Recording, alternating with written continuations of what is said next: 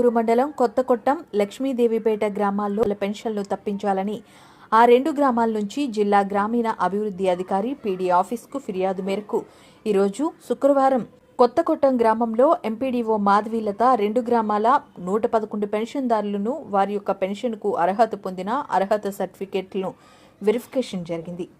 ఈ కార్యక్రమంలో ఎంపీడీఓ మాధవీలతతో మాట్లాడుతూ పెన్షన్ తీసుకునే వారి యొక్క ఒరిజినల్ సర్టిఫికేట్స్ పరిశీలించి నివేదిక జిల్లా ఆఫీస్కు పంపుతామని తెలిపారు. అనంతరం ఎంపీపీ లగుడి శ్రీనివాస్ మాట్లాడుతూ ఇటువంటి తప్పుడు ఆరోపణలు మానుకోవాలని, మా గవర్నమెంట్లో ఎవరిని వేధించలేదని, గ్రామ సర్పంచ్ పదవిలో ఉన్న ఎటువంటి ప్రాధాన్యత ఇవ్వకుండా గ్రామాల్లో ఉన్న ఆయా కార్యాలయాల్లో వారి పెత్తనమే చెల్లాలంటూ అధికారులకు చెప్తున్నారని, అటువంటి పరిస్థితి వస్తే ధర్నాలు చేయడానికి మేము రెడీ అని, వరి విత్తనాలు ఇచ్చేటప్పుడు కూడా పార్టీలు చూశారని అన్నారు. ఈ కార్యక్రమంలో వైస్ ఎంపీపీ కొరుప్రోలు రమణమ్మ కృష్ణ, మండల కన్వీనర్ చింతకాయల చిన్నబాబు, కేకొట్టం గ్రామ సర్పంచ్ దొగ్గా లక్ష్మీబాబులు, ఎల్డీపేట సర్పంచ్ తుమ్మల రాణి, పి నగేష్, ఎంపీటీసీ రెడ్డి సోమునాయుడు, గ్రామ ప్రజలు పాల్గొన్నారు. ఈరోజు కేకొట్టం సచివాలయానికి సంబంధించి ఒక కేకొట్టం పంచాయతీ నుంచి 77, అలాగే లక్ష్మీదేవిపేట పంచాయతీ నుంచి 34 పెన్షన్లు వెరిఫికేషన్కి ఇవ్వడం జరిగిందండి. పీడీడీఆర్డీఏ కాకినాడ వారి నుంచి మాకు రావడం జరిగింది. సో ఆ మేరకు వచ్చిన ఉత్తర్వుల మేరకు ఇక్కడ విచారణ చేపట్టడం జరిగింది. సో దీని ప్రాప్తికి మేము రిపోర్టు జెన్యూనిటీ పరిశీలించి నివేదిక ఒక 2-3 రోజుల్లో అందించడం జరుగుతుందండి. Thank you. కొత్తకొట్టం గ్రామ సచివాలయంలో ఎల్డీపేట కొత్తకొట్టం గ్రామం 2 కంబైన్డ్గా పంచాయతీలు 2 కలపడం, 2 ఏకంగా ఒక పంచాయతీ సచివాలయం ఏకంగా జరగడం జరిగింది. అలాగే మన కొత్తకొట్టం గ్రామంలో 77 పెన్షన్లు మామూలుగా ప్రతి వైఎస్ఆర్ అన్న వాళ్ళు ప్రతి ఒక్కరూ కూడా టిక్కి పెట్టి, అదే మన తెలుగుదేశం టీడీపీ నాయకులందరూ టిక్కి పెట్టి మా డిఆర్డీఏకి పంపడం జరిగింది. డిఆర్డీ ద్వారా మన ఎండిఓ గారికి మళ్ళీ రిటర్న్ వచ్చింది. రిటర్న్ వచ్చిన తర్వాత మనకి వెరిఫికేషన్కి ఈరోజు కొత్తకొట్టం రావడం జరిగింది. అలాగే మొత్తం అందరూ కూడా వెరిఫికేషన్ చేశారు. అందరూ ఎలిజిబుల్ ఉన్న వాళ్ళందరూ కూడా ప్రతి ఒక్కరిని వైఎస్ఆర్ అన్న వాళ్ళని పార్టీ వైఎస్ఆర్ టీడీపీకి ఓటు వేయలేదని ప్రతి ఒక్కరిని కూడా టిక్కి పెట్టి వాళ్ళు ఎలా భయభ్రాంతులకు గురి చేస్తున్నారు. వాళ్ళందరినీ రాబోయే ఎలక్షన్లో వీళ్ళందరినీ వాళ్ళ పక్క తిప్పుకోవడానికి ప్రతి ఒక్కరూ వీళ్ళందరినీ ట్రై చేస్తున్నారు.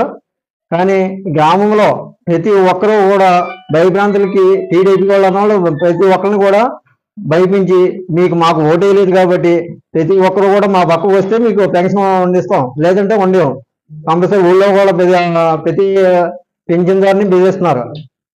అలాగే ఈ విషయం మన ఎంపీపీ గారు కోటనందూరు ఎంపీపీ గారికి తెలియజేయడం జరిగింది. అలాగే మన తెలియజేసిన వెంటనే మన ఎండీ గారికి ఫోన్ చేసి మన ఎంపీపీ గారు, అలాగే మన వైస్ ఎంపీపీ గారు కృష్ణ గారు, అలాగే మన ఎల్డీపేట సర్పంచ్ గారు, మన అల్లిపూడి చిన్నబాబు గారు రావడం జరిగింది. ఈ సమస్యని మన ఎంపీపీ గారు మన పెన్షన్దారులందరికీ భరోసా ఇస్తారని కోరుతున్నాం.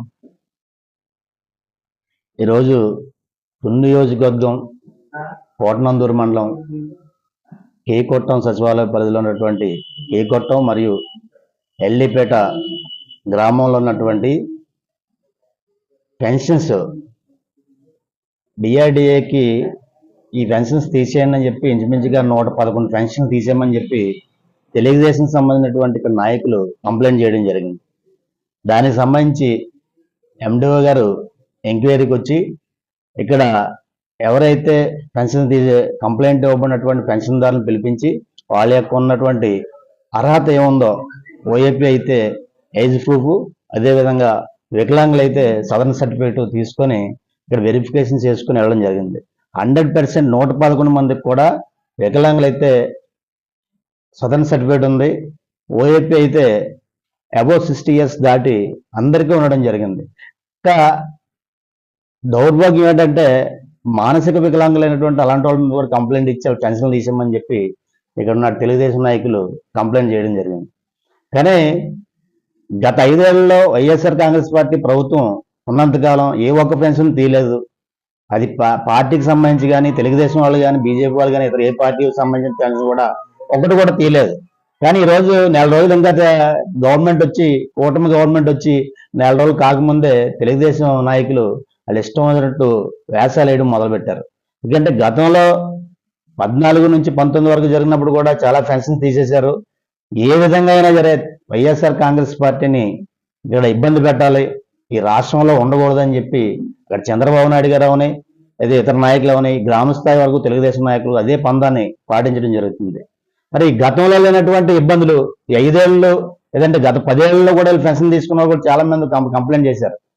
అంటే 74 ఏళ్ళు వయసు ఉన్న వాళ్ళు కూడా ఈరోజు వెరిఫికేషన్కి రావడం జరిగింది. మరి అప్పుడు గవర్నమెంట్ ఇచ్చినప్పుడు ఇప్పుడు ఎందుకు ఆ డౌట్ వచ్చింది? లేదంటే ఇక ఉన్నటువంటి రేపు రాబోయే ఎన్నికల్లో, పంచాయతీ ఎన్నికల్లో ప్రజలను ఇబ్బంది పెడితే మాకు ఓట్లు వేస్తారని మరి ఏ కారణం చేత తెలియదు. కానీ చాలా దారుణమైన పరిస్థితులు ఈ కొట్టంలో జరుగుతున్నాయి. అదేవిధంగా మండలంలో కూడా ఒక రైతు విత్తనాలు తీసుకోవాలంటే తెలుగుదేశం పార్టీ వాళ్ళు ఇంటికి వెళ్ళి వాళ్ళు కాళ్ళు పట్టుకుంటే కానీ మేము విత్తనాలు కూడా ఇవ్వమని చెప్పి ఇక్కడ నాయకులు వ్యవహరిస్తున్న పరిస్థితులు ఉన్నాయి.